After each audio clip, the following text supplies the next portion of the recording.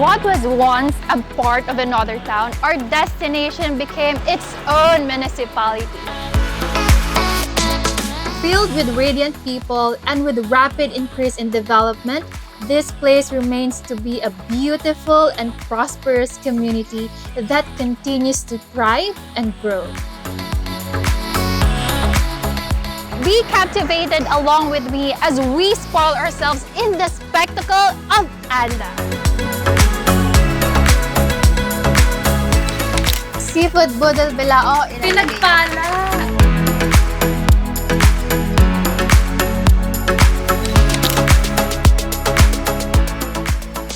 Have you ever heard of an island formed out of dead corals? Coral Cemetery Island?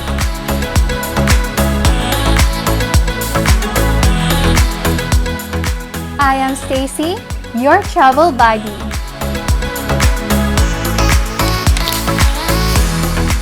Para ma-experience ninyo kung paano mabuhay sa nag-iisang bayan na isla dito sa Pangasinan.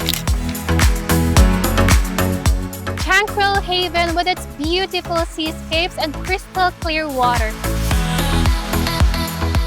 Ganda is independently carving its own name as another tourism jewel of the province. Dito lang yan sa Ganda mo, Pangasinan!